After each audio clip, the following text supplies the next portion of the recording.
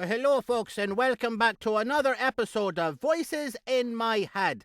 This is episode 21. We're like full adults now. Episode 21. Well, we can vote, we can buy alcohol, and all that kind of stuff if we want to. Oh, yeah, well, today we got an international man of mystery on the show with us today. Oh, do we now? What's his name? PJ Ochlan, that's his name, and he's an international man of mystery. Whoa, what exactly is an international man of mystery? Is that like a guy that nobody knows anywhere in the whole world? No, he's a guy who knows a lot of stuff about the whole world, but nobody knows why. Something like that. Anyway, on with the show. Well, ladies and gentlemen, we have with us today PJ Ochlan. Not peanut butter and jelly, PJ Ochlan. And let me give you a little bit of information about this guy. I think he's pretty amazing, the stuff that he's got done in his life so far. Just with what life it is, and he's got more to come. Award-winning narrator of more than 100 audiobooks, 30-year acting career, including Broadway, the New York Shakespeare Festival under Joseph Papp, critically acclaimed feature films, television series, regular roles, worked with countless icons including Jodie Foster, Robin Williams, Al Pacino, Clint Eastwood, and Gary Marshall, to name a few. Worked as a dialect and performance coach for film, television, stage, and voiceover, both on-set and privately as an audiobook instructor. He is a co-founder of the Dayon Institute in Los Angeles, and he has guest coached from coast to coast, including conferences and universities. And that's where I met him last year, was at APAC, where he was doing the same thing right there. And welcome to the show, PJ. It is great to have you on. Basil, it's great to be here. Thanks, mate. My pleasure, my pleasure. So, you've been around a lot. I mean, you've been around the acting world, but it looks like, reading your bio and on your website, too, I see you speak English, French, Italian, German, and Mandarin. Now, do you actually speak those languages? Because on my... Je parle un peu français, je l'ai étudié à l'université depuis 2 années seulement. Io parlo poco italiano. Sono nato a New York e sono vissuto a Los Angeles, ma la mia famiglia è napolitana e calabrese. 我会说中文，我会说普通话。我学中文学了3年，我去过中国3次。What else were we talking about? There's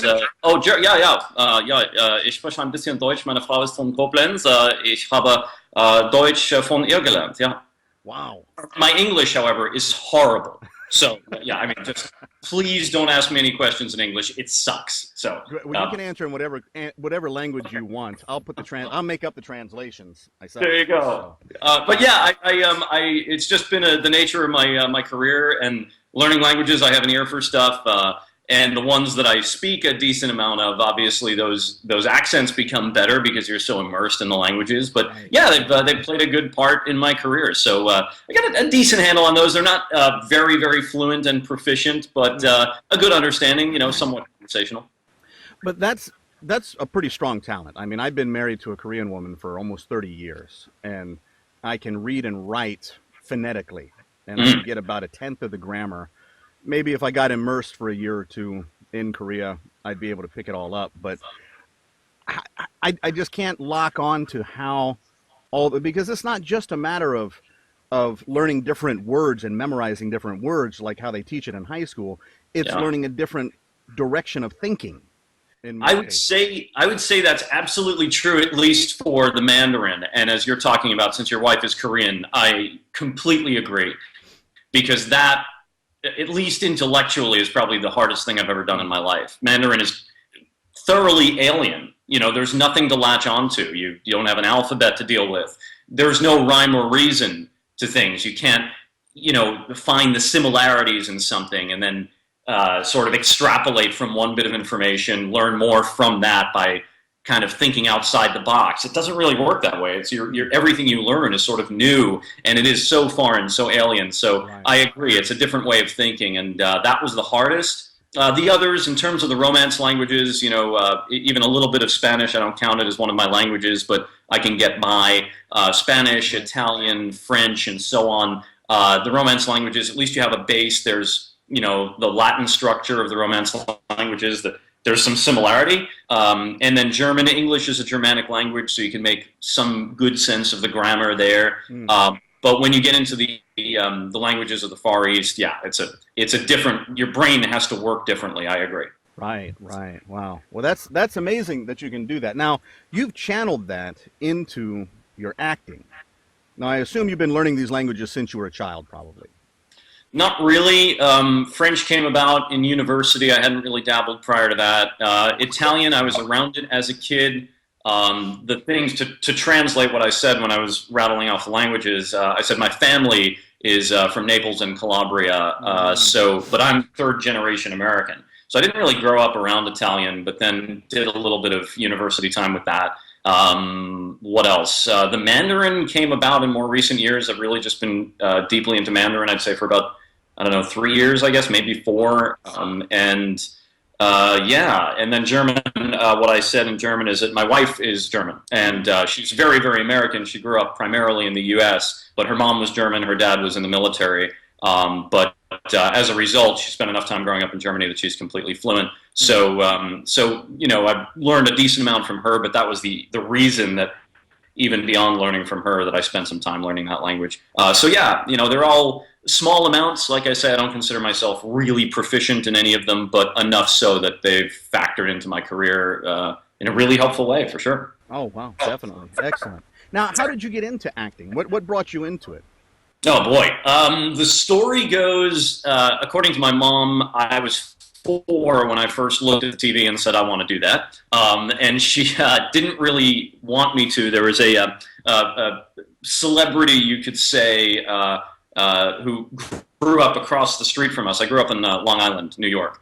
And this was a girl who has gone on to do great stuff.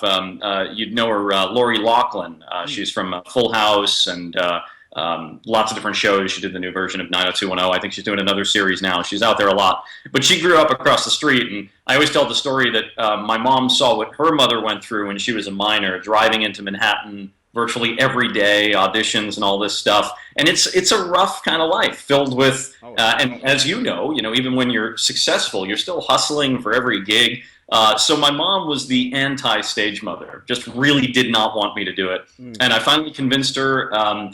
It was on my 11th birthday. I had a meeting with the manager in New York City, a guy who was notoriously picky, and my mom figured, well, I'll take him in, and if it doesn't work out, he can't ever blame me when he's 30 for never giving him a shot. The guy signed me, and I kind of quickly became the commercial kid in New York. I had about 24 nationals running in the first couple of years, and then was able to parlay that into theatrical work and started doing stage in the city, booked some TV pilots in New York, some TV jobs that shot in L.A., and started doing the bi-coastal thing from like the age of 12 or 13. So that's sort of how it started. And then it's just kind of like a mushroom. Boom. Sort of, and obviously that's the Cliff's Notes version. The full version of the story is filled with countless ups and downs, as is the nature of the industry. But you always, you find a way to make it work because it's your life and you wouldn't be happy doing anything else. Oh, yeah. Excellent. So, that's pretty cool. So you started in New York, and you were doing this stuff there. What brought you out? Well, obviously some of the commercials brought you out west. Do you live out west full time now, or are you going back and forth? Or? No, I do. I have for a long time. I would go back and forth for TV work when I was a kid, and then I moved here full time. I'm in LA. I'm speaking to you from LA. I moved here full time in January '95, so it's 20 years, coming up on 21 years very shortly that I've been in LA full time. Of that time, I've shot some location things. I did a TV series in Vancouver and lived up there for a year. But other than that, I've been in LA ever since. I travel for work, but this is my home now. Wow. What shows did you do in Vancouver? I'm curious because I have another friend of mine who's up there. I did one series in Vancouver. I was a series regular on a show called Police Academy, the series, which was the same producers as the Police Academy movies. Comedy, yeah. So we had Michael Winslow, who did all the sound effects, and a lot of guest stars from the feature films came and did the series, like Bubba Smith and Leslie Easterbrook and Tim Kazurinsky and George Gaines and Art Matrano and David Graff, rest his soul, before he passed away, came up and did an episode. So many of the greats from the films. So it was the same producers, same gags, obviously. We wound up shooting 26 episodes. As far as I know, they still run overseas, but the plan was to do many more. It didn't quite work out with their financing behind the show, but we had a good time. I was up there for about 11 months. Wow, that's pretty cool. Yeah, it was great. Yeah, a lot of good shows shot up there. I was for sure. Surprised, yeah. So. While we were there, they were doing all the Stargate and a bunch of others. It was just such a great city to film in, and stunning, just gorgeous. I mean, you're a Pacific Northwest guy, so you're up there, so but compared to LA, it's so different, and it was a real treat to be up there. Oh, excellent. Yeah. Now, so you've got TV, you've got video, you've got voice acting stuff going on. What drew you into audiobooks, and when did you get started in audiobooks? I was doing a stage production in LA where I did this rapid fire character thing where I was speaking like 7 different languages in like a minute, basically. And then Bob and Deborah Dion of Dion Audio, and Bob Dion, for your audiobook world viewers who would know, Bob passed away not long ago to ALS, and he was a dear friend of so many of us. We built that relationship. But that was where I met them both. They had come to this production.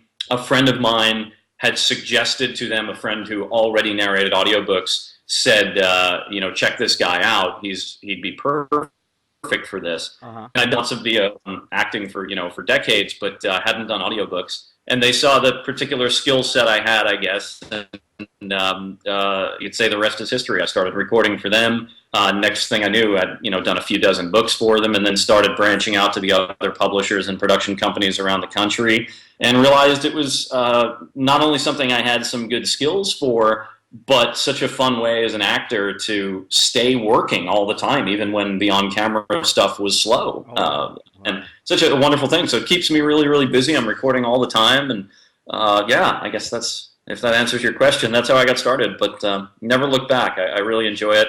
And you know what else, Basil? The community is so great, as you've seen as well. When we meet up in New York and different places, such a supportive and talented group of people. Recording audiobooks isn't for everybody, as we all know. It's a pretty specific type of VO work.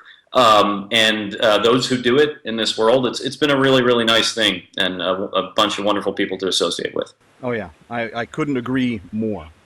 Now, you've got some pretty good accolades with your ability. I was watching on your website, you got your demo video, and when Larry King and Jodie Foster were chatting with each other, and your name came up, and he goes, yeah, he's every scene. Here's what Larry said. Every scene he's in focus, or every scene he's in, you focus on him. And Jodie says, yeah, PJ Ochlan, he's a wonderful actor. When you saw that, how did you react to getting, I mean, that's not national, that's international. Yeah. What can you say? I mean, it's a highlight to this day, and it was a number of years ago, but that's why it's on that reel. It's something it's a little feather in the cap, of course, and you have these icons, one on the the critical side, the journalism side, the other who's not only just an icon of everything you aspire to do as an actor and as a director, but someone you just admire on so many levels. Jodie was a phenomenal talent to work with. And again, both as actor and director. Little Man Tate, the feature we did together, was her directorial debut. And she was awesome, just incredible to work with. So yeah, I mean, what do you say? How do you react? It's humbling, it's gratifying, it makes you feel like you're a real player in this industry that can be so often incredibly abusive, and once in a while you feel like, hey, I did something that was decent or whatever. So no, it was really nice. It was an incredibly gracious thing. It came about because Larry started in on a conversation where he's like, there's another guy in the film where like every time he's on, you're focused on him, and God, he's good, and all this. It's like, wow. And then Jodie ran with that, and they said some nice things. It was very sweet. Well, I mean, if it was me, I would have wet my pants. I would have said, oh! I may have actually done. In fact, somewhere I probably have the pair of pants framed with the stain. That was the day Date that written on a leg. Exactly. So I'll send them to you. Oh, that's pretty cool. Okay, so tell us about, you do the acting and you do the audiobook narration, but you also are a coach. You're a teacher. Right. Tell us about Dr. Dialect. I started the company a handful of years ago. I don't even know how many at this point, but I'd gotten into dialect coaching because I've had a knack for teaching. It's funny, they're two different skills. Just because you can teach doesn't mean you can perform the stuff. You can be an amazing teacher and a terrible performer, and vice versa. And I've been super fortunate. I found out just through developing the skills or realizing how I taught myself a lot of these things. Like when I would break things down and learn them for myself, that I was kind of developing this very teachable method towards some of this kind of madness, if you will. So I decided to start doing that, and people asked me to do it. So I went along with that. There was a brief period I worked with another dialect coach who was in the industry, the entertainment industry, and sometimes when this coach had students they couldn't accommodate, I would take that overflow on more of an emergency basis, if you will. Realized, hey, this is something to do, and it's helping people out. And it was fun, for me to do. So it just kind of it took off on its own, without a whole lot of effort, which was nice. Again, a great gift from the universe, if you will. So it started to take off, and it's funny. Even though I'm very clear with my students when I'm teaching dialect that these aren't acting classes, nor do I ever want them to be. I teach dialects as a very technical thing that I sort of equate to memorizing your lines. Memorizing your lines is not acting, if you will. It's not the performance. It's a technical thing that we need to do as part of the job. And you memorize those lines to such a degree that then you can forget about them and focus on the honesty of a performance, right? So I approach dialects the same way. It's a very technical thing. You get all of the technical details out of the way up front, so then you can forget about them and not be in your head, so you can focus on the honesty of who this character is that you're portraying. So I did that, and I always created that separation between the two. With that said, I mention this because there is always naturally some crossover between the two in terms of performing what you've then learned technically.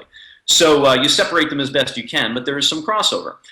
So with that said, the one naturally led into the other.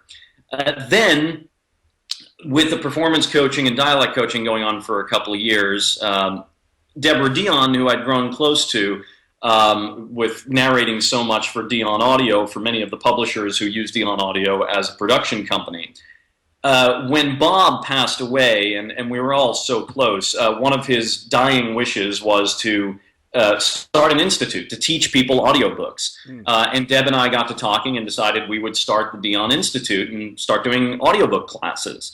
So again, taking skills as a teacher and then what reputation and skills I developed as a narrator, and again, the breaking down of how to teach something being very separate from the actual doing of it.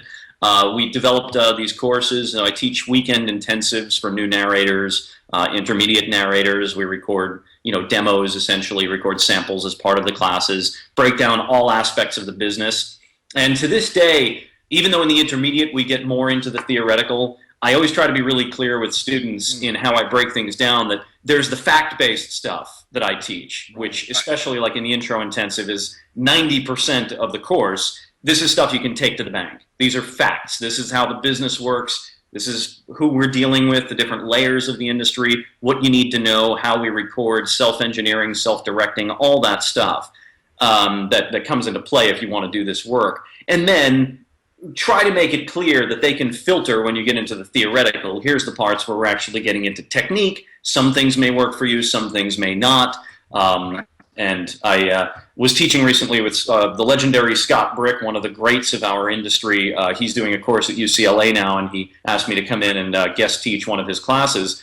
And something we point out, how different we are as narrators, and yet we mention this because there's no right way. We've both said this on a number of occasions together and separately, that there's no right way to do this. There's good and there's bad, but you find your way and you develop your own techniques and so on. So in the theoretical side, that's sort of different, where it gets more into acting class stuff. But That comes in more in like the intermediate and whatnot.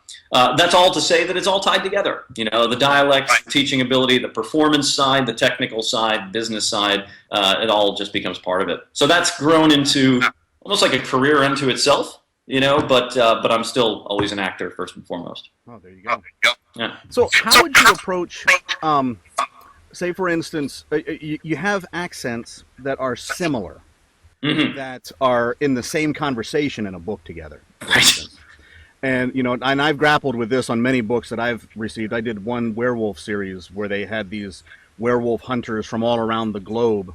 Yeah. And the most difficult scene in the world for me at that time was a semi-rapid fire conversation between a South African, a New Zealander, an Australian, a Brit, and an American. And then there was this Maori woman that was in it too, with in between South Africa and New Zealand, and they were arguing with each other. So I had to keep the pace, and I'm not one of those who can say one line, cut, take a breath, say the you just got to keep going. So hard, because the next thing I know, the South African guy sounds like the British guy, or the New Zealander sounds like the South African. I'm like, oh, how do you teach someone to differentiate between those? Well, that's a big question, Basil. It really is. And we don't have time for the full-length answer, of course. It would turn into a course unto itself. We could just put your hourly rate on the bottom of the screen. It's exactly. We'll put the Vimeo tip jar on this video. Exactly right. Make your contributions to Dr. Dialect. No, not at all. But here's the thing. I teach a toolbox for differentiating voices, regardless of accent. You use it for differentiating accented characters as well, but it's just for narrators to use this skill set and these various techniques that we have that I look at as sort of, it's almost like a binary chart of, you know, zeros and ones. What do you turn on? What do you turn off? Or switches or buttons or sliding scales. And what you find when you utilize it, again, learning this in a technical way, is you wind up with this unlimited combination of changing your voice. You can have 100 different voices come out that are all subtly different from each other based on moving placement, moving pitch, physical alterations, et cetera, that you can do to result in all of these different, slightly different voices, so that you can differentiate characters in audiobook narration, which I think is a very significant thing. It's something I pride myself on. I always try to do to the best of my ability. I think it's important for the listener to be able to know who's speaking at what time, right? And sometimes the writer hasn't utilized speaker tags to let us know. So you're in a rapid-fire conversation, and we have to establish these characters when they first show up, and then when they're in that rapid-fire conversation, be able to remember back, okay, she's saying that, he's saying that, the other guy's saying this, the other girl's saying that, the kid walks in and says this. When there isn't other information from the narrative to tell us, we need to make it clear to the listener. So that's super important. In the accent world, a lot of those techniques factor in. Where it gets really, really complicated is I can teach you, placement and phonetics for a particular accent, and then when you have several people in the same accent in the same scene, you then have to utilize other tools from the toolbox. For example, moving the placement, which you would think would fly in the face of doing that accent. So then you're like, well, wait a second, I learned that accent is supposed to be from that particular place. So how do I then do a German that's supposed to be more lips and teeth and far forward, and now maybe make the other German who walked into the room a bit more guttural or a bit more nasal or something like that. So we start using these other techniques to differentiate them. Here's where we get away with that, I believe. Not something I talk about very often in classes, but I'm glad you brought it up. I think this is significant. When you are a narrator of an audiobook, the audience knows, they're in on the conceit that you are one person reading the book. You're the storyteller. As fun as it is to get that feedback of, wow, it sounded like a cast of 50 reading this book, the narrator that was crazy. That's nice, to hear and all. But even in those circumstances, they still know it's just you.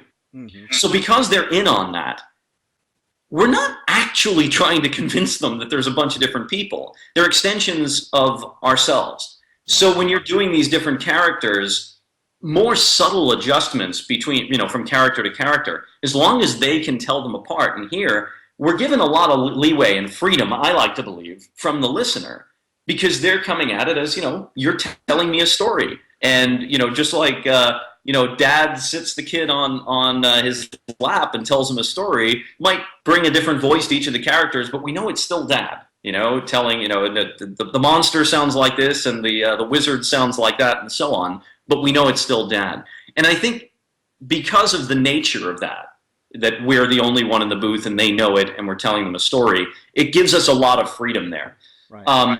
So anyway, with all that said, your situation, I've been in it and I know what you mean. And there's nothing that can make it easier other than you practice these things, you get as comfortable as you can with them, and you do these rapid fire exchanges. I've done some, espionage thrillers is another example where you get that climax where the Swiss German and the Swiss Italian are next to the French guy and the Russian walks in, and it's just, it's the United Nations. Speaking of which, actually, I was doing a hard sci-fi recently that had multiple scenes taking place at the United Nations, and every line was a different, delegate shouting something out in a different accent.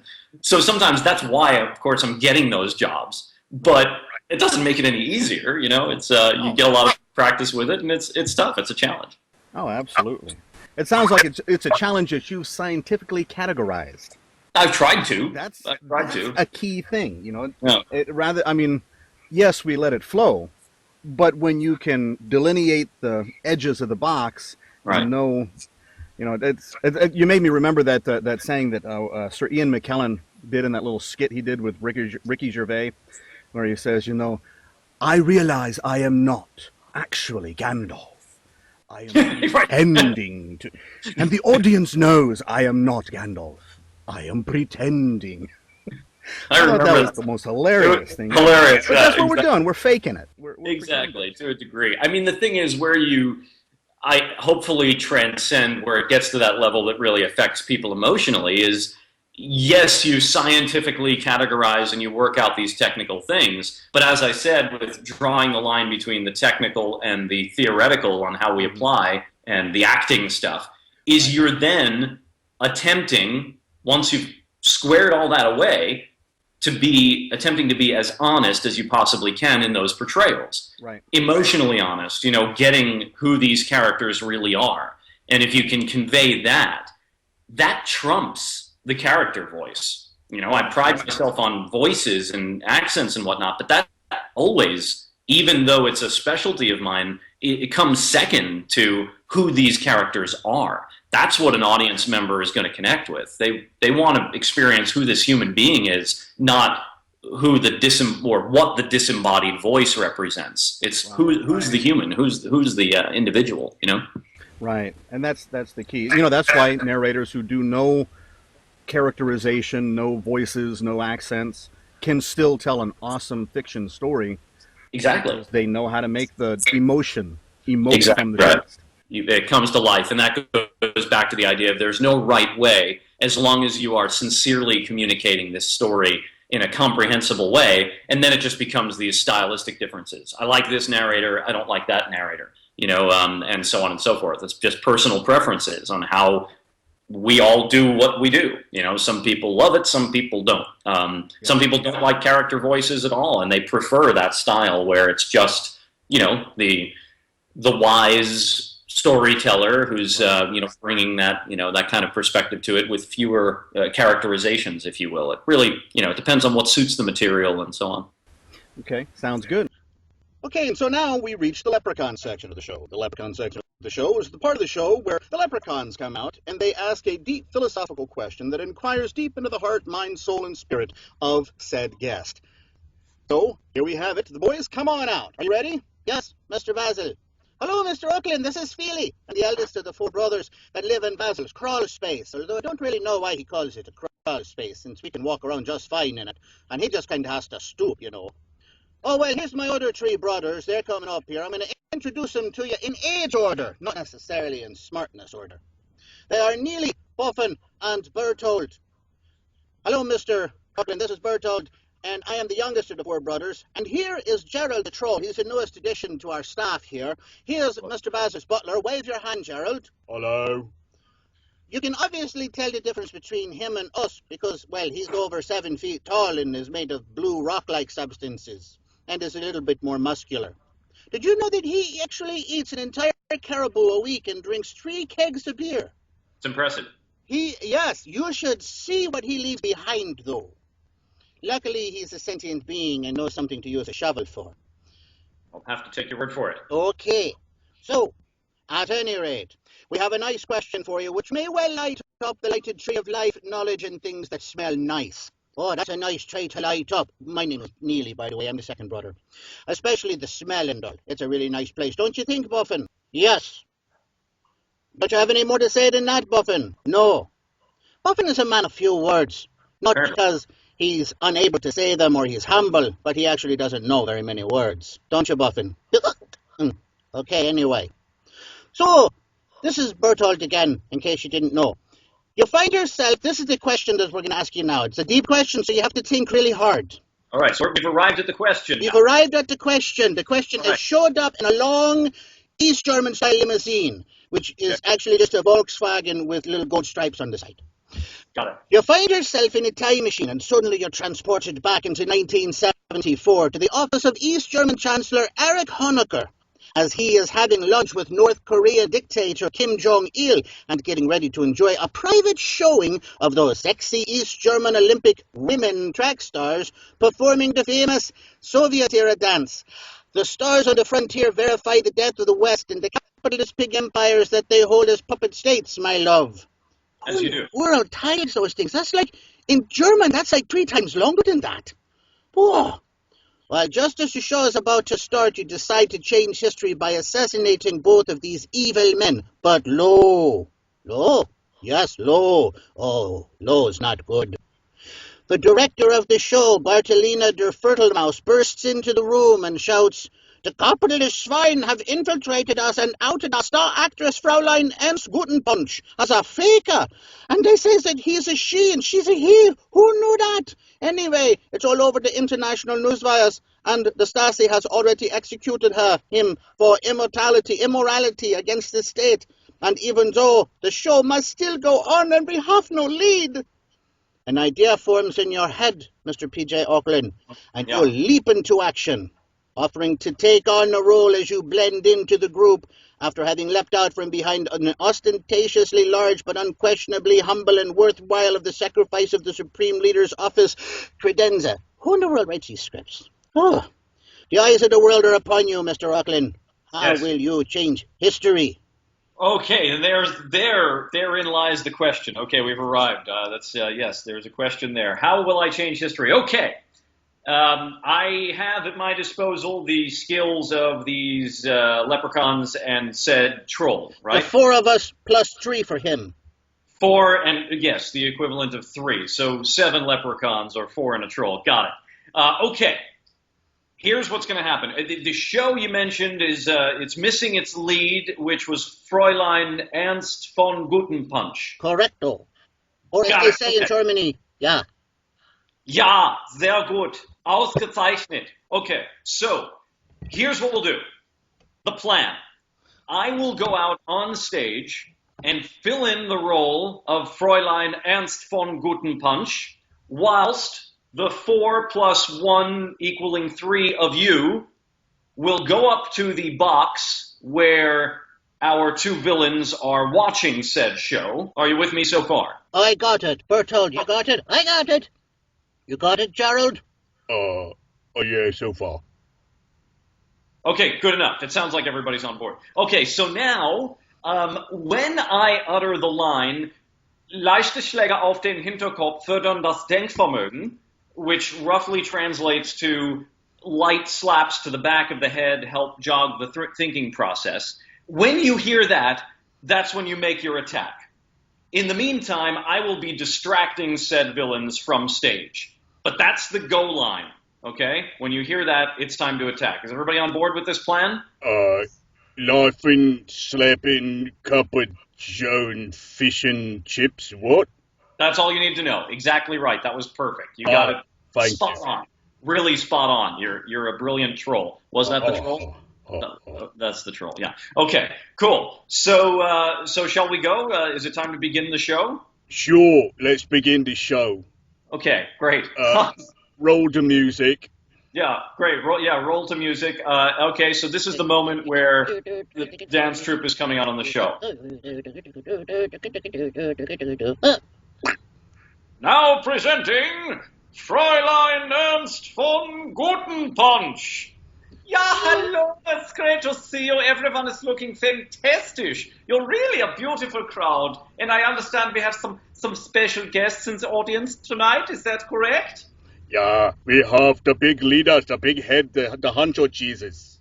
Excellent. That's what we love. We welcome you tonight. We're going to prepare to do our big dance. But first, we want to do a bit of prognostication, yeah? Are you with me on this? This First, I want include to the rubber gloves. That's good. Yes, absolutely. Enjoy them and put them wherever you like. I know it's right up your alley, so to speak. So, anyway, what we're doing now is I tell you a little bit about your future, because this is the fortune-telling part of the show before we begin to dance, yeah? Okay, so the first, I want to tell the leader of Korea, we love you, you're wonderful, you're very welcome here. You're fantastic, you're ausgezeichnet. What I want to tell you is in your future, you can expect to give birth to a young man who will grow up into someone with really bad hair and who will love a basketball player who is rather ostentatious called Dennis Rodman. So you can look forward to this in your future. As for the other one who's joined us tonight, well, you will be roundly the most hated person in modern history. It's really wonderful. You'll be in all the history books as the ones that everybody hates the most. So that's great. You're really fulfilling your destiny. Und with that, leichte Schläge auf den Hinterkopf fördern das Denkvermögen. Hit it, boys! Oh yeah! Did it work? He's not moving now. Well done. All right. A couple of thumbs and a I think camera. you're a genius. Now we just have to see how that changed the thread of history. Well, that's going to be tough. I think that falls under the category of the bootstrap paradox. We might be in for some trouble. Oh, yeah. So does that mean Dennis Rodman's never born now? We can only hope. Yes. Mr. Ochlan is a very smart man. It was nice to be able to participate in changing the very fabric of history. I like him. I think I could be friends with him. Although, he seems like I might be able to wrap him up in my arms, and if I hugged him, he might break. Of course, that happens with pretty much everybody, so I could be friends on like just a friendly basis. Yeah, no hugging, Gerald. Hugging's not for trolls. Don't even... What even brought that to your mind? Oh, I don't know. I just like people who tell me to whack bad people in the head. Makes me want to get all huggy and stuff when I'm done. Oh, okay, I could see that, I guess. Anyway, the show is copyright 2015 by Sandman Production Studios of Alaska, which is located in Alaska, if you didn't get that from the title. And Basil Sands is the owner. And, well, he's also the only employee. But still, well, have a nice day and Merry Christmas to everybody. Bye.